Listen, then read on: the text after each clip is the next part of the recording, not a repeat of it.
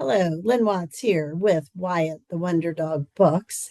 And today I'm going to be talking about self confidence, and in particular, how self confidence is related to resilience. In other words, it's one of the traits that makes up a resilient person. Before I get started in talking about what self confidence is and how it's related to resilience, and also some activities that you can do to teach self confidence, what I want to do is share with you a lesson plan that you can design around self confidence. So, this can be found in my Stories to Learn by book, and it is a lesson plan on growth mindset because really what self confidence is based on growth mindset. So self-confidence is the belief that you can try new things, that you can try new challenges, that you can handle mistakes. And as you can see, that's related to resilience because what is resilience? It's the ability to recover from challenges and, problem situations and that sort of thing. So it's all related, and growth mindset is certainly the foundation for self confidence. So if you're looking for a lesson, as I said, it's in my Stories to Learn by.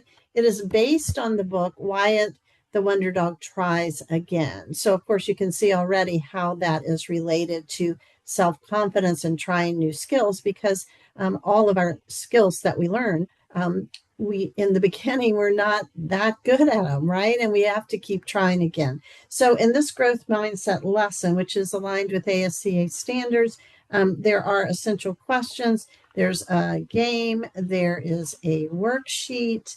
There's mindset cards, so you can teach kids the difference between growth mindset and fixed mindset.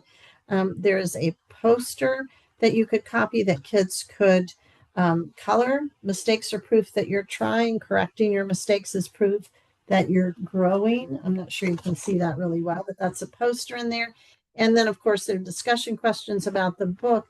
There is a pre-test, post-test, and a word search. So you could, and some coloring sheets that come from the book. So you can get a lot just on that one book. Of Wyatt Tries Again, there are a lot of activities that you can do to extend the lesson and continue teaching about growth mindset.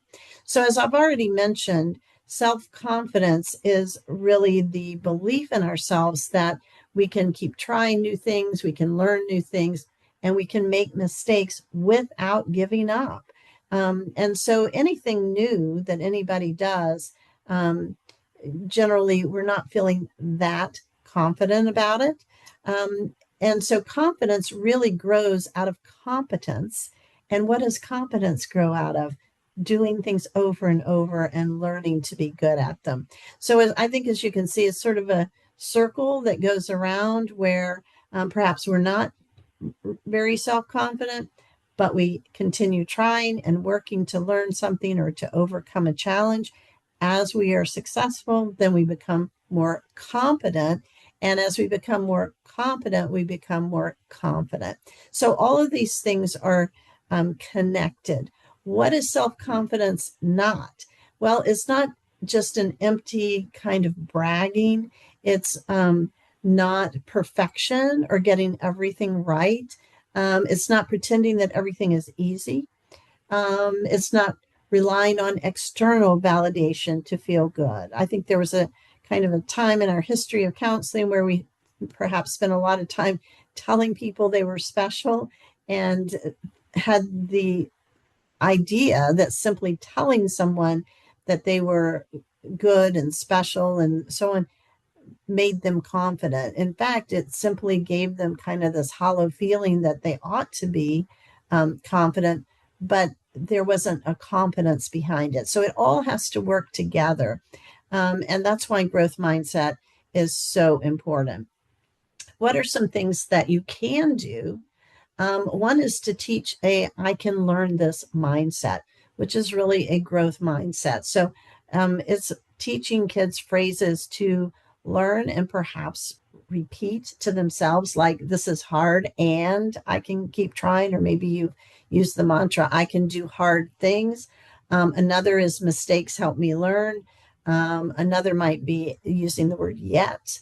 I don't know this yet, but I can learn it. So, all of these things, this mindset is really the key to self confidence. Does this come magically just by teaching it once? No, we have to reinforce it over and over again and also help children learn the skills that they need to feel confident in whatever area you're working on. So, another aspect of teaching self confidence is to celebrate progress, not perfection. So, we can talk about setting goals, but then we can also talk about looking at the gain and not just looking at the goal. So, how far along am I? What have I gained toward the goal? Always keeping the goal in mind, but not measuring everything we do against the goal as opposed to measuring it to where we started. So, again, this is a great way to build an understanding of competence and, in turn, self confidence.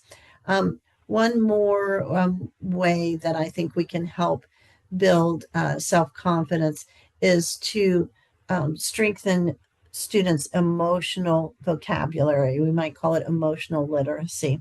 So when we're aware of our emotions, we're able to talk about our emotions, and we're able to understand that because of particular emotions, let's say frustration or discouragement, we don't have to give up.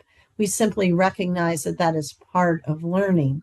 Then that helps to not only build self confidence, it helps to build resilience. So, again, I think you can see how all of these things are necessary and important in building self confidence and resilience. So, those are some particular ideas. I'm going to put a link below to the Stories to Learn by book if you're interested in that lesson plan. That's not the only lesson plan in this book. There's lessons and activities to go with all the Wyatt books, but there is that one particular one that is on self-confidence growth mindset.